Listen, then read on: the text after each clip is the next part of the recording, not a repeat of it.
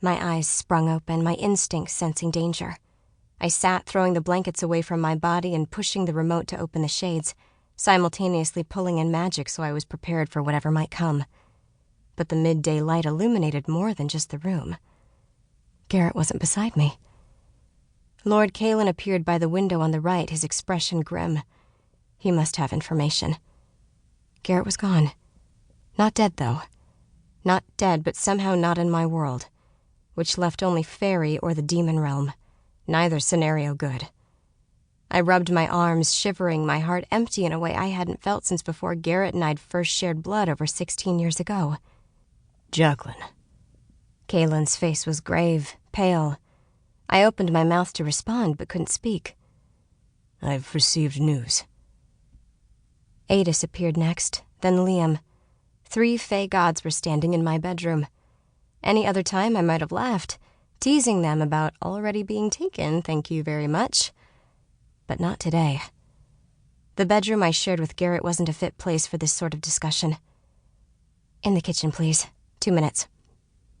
Short phrases were all I could manage.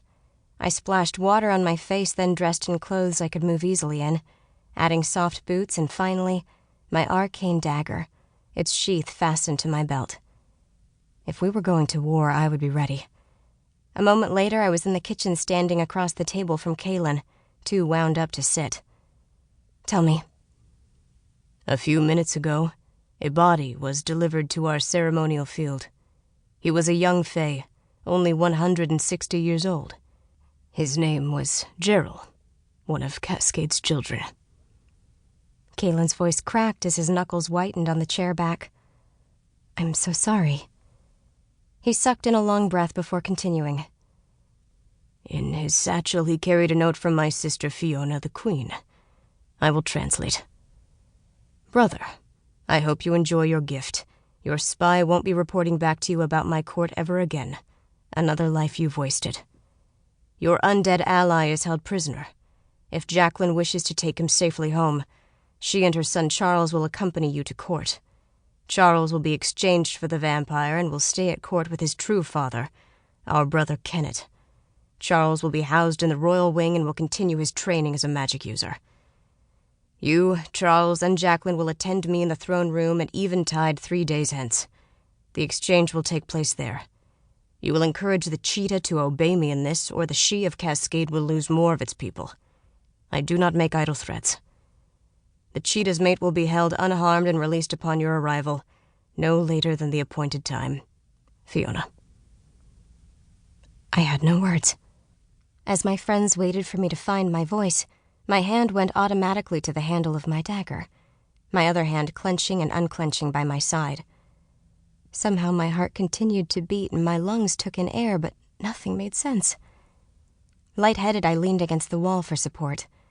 I must have looked shaky because Liam took the lines to get to my side, then led me to a chair. With a gentle hand on my shoulder, he urged me to sit. He asked in his most soothing voice, "Do you need water?" I shook my head.